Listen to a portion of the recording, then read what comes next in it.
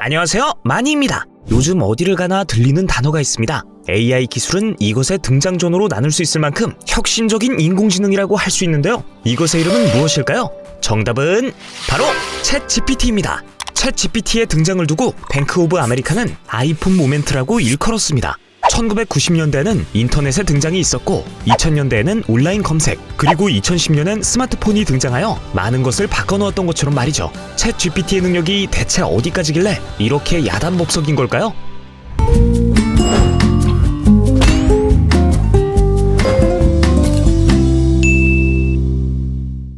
챗GPT를 단순히 챗봇 정도로 생각하면 오산입니다. 물론 기존의 검색 엔진보다 더 많은 양을 요목조목 정리해서 답해줍니다. 하지만 단순 정보 제공뿐만 아니라 창작까지 가능하다는 점에서 혁신이라고 불리고 있습니다. 시나 소설, 에세이 등은 물론이고 음률에 맞게 가사도 쓸 수 있고 그럴싸한 광고 카피까지 쓸 수가 있죠.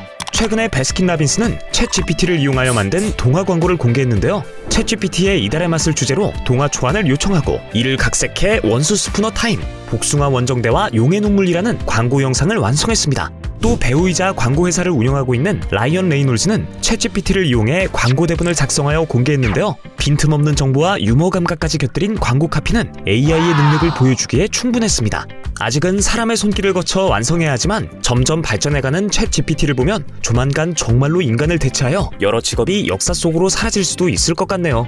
챗GPT는 무서운 속도로 똑똑해지고 있습니다. 22년 11월에 공개된 GPT 3.5 버전은 처리할 수 있는 세션당 토큰 제한이 4,096개로 약 3,000개였으나 지난달 3월에 출시한 GPT-4는 32,768개의 토큰으로 약 25,000개의 단어를 처리할 수 있어 연극이나 단편소설 한 편 정도는 충분히 쓸 수 있다고 합니다.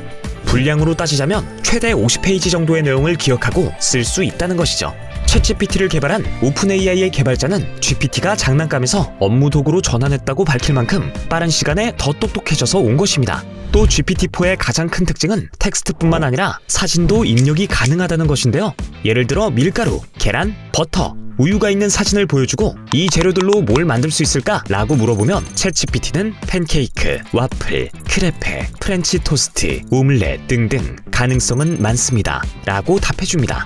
GPT-4는 허용되지 않은 콘텐츠 제작 요청을 받았을 때 따를 가능성이 3.5보다 82% 적고 거짓 정보나 잘못된 내용을 생성할 확률도 60% 적어 더 안전하고 정확하다고 합니다.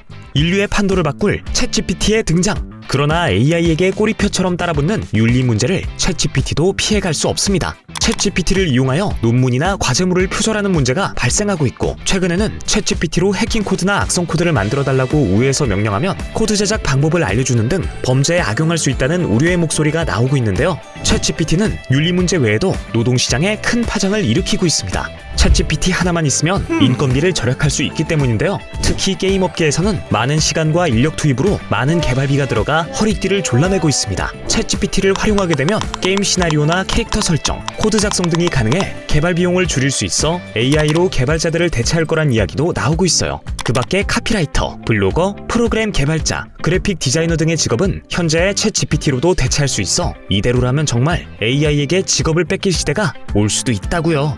한 AI 전문가는 5년 안에 챗GPT가 전체 노동인구의 20%를 대체할 수 있다고 전망했는데요. 이에 따라 AI로 인해 실직하게 된 실직자들을 위한 대책 마련이 필요하다는 목소리도 나오고 있습니다. 동전도 앞면과 뒷면이 있듯이 어느 것이나 양면성은 존재합니다. 해외 핀테크 회사인 트위그 CEO는 AI는 사람들의 일자리를 뺏는 것이 아닌 사람들을 단순하고 지루한 반복 작업에서 해방시켜 더 빠르고 효과적으로 일할 수 있도록 돕는 하나의 도구일 뿐이라고 이야기했습니다. AI는 일자리를 대체하는 것이 아니라 사람들의 삶을 향상시켜주는 촉진자 역할을 하는 것이란 건데요. 변화가 두려워 멈춘다면 인류는 발전하지 못할 수도 있습니다. 무조건적으로 규제할 것이 아니라 윤리적인 측면을 대응 보완하면서 개발해 나가면 언젠가는 영화의 장면처럼 AI와 함께 공존하는 세상이 올 수 있지 않을까요? 이상 마니였습니다.